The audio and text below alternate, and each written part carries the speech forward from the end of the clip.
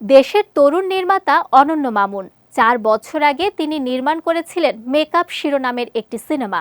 তবে এ সিনেমায় শোবিজ অঙ্গনের মানুষদের বাজেভাবে উপস্থাপনের অভিযোগে 2021 সালে চলচ্চিত্রটি নিষিদ্ধ ঘোষণা করা হয়। কিন্তু 5 আগস্ট আওয়ামী লীগ সরকার পতনের পর ছবিটি আবারও চলচ্চিত্র সার্টিফিকেশন বোর্ডে জমা পড়ে। নানা প্রক্রিয়া শেষে অবশেষে 17 ডিসেম্বর সিনেমাটি প্রেক্ষাগৃহে মুক্তির অনুমতি দিয়েছে চলচ্চিত্র সার্টিফিকেশন বোর্ড। মুক্তির অনুমতি পেলেও মন খারাপ নির্মাতা অনন্য মামুনের। গণমাধ্যমকে তিনি জানান, মেকআপ নিয়ে কোনো কথাই বলতে চান না তিনি। শুধু এ সিনেমা নয়, কোনো কাজ নিয়ে গণমাধ্যমের সঙ্গে কথা বলতে চান না অনন্য মামুন। বললেন, এ মুহূর্তে আমাকে কোনো খবরের সাথে জড়াবেন না।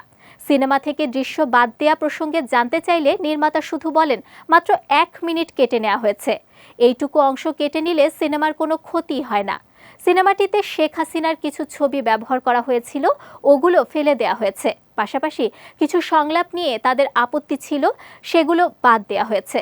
নিজের প্রথম সিনেমা নিয়ে বেশ উচ্ছ্বসিত নায়িকা নিপা আহমেদ রিয়েলি। তিনি বলেন, সিনেমাটি আমার ক্যারিয়ার প্রথম সিনেমা। অনেক আশা নিয়ে কাজ করেছিলাম, কিন্তু নানা কারণে ছবিটি সেন্সর বোর্ডে আটকে ছিল। অবশেষে মুক্তির অনুমতি পেয়েছে। আমি খুবই খুশি। মেকআপ সিনেমাটি নির্মিত হয়েছে একজন সুপারস্টারের জীবনের গল্প নিয়ে। Double million offer Walton fridge কিনে পেতে পারেন 20 লক্ষ টাকা, রয়েছে কোটি কোটি টাকার নিশ্চিত উপহার।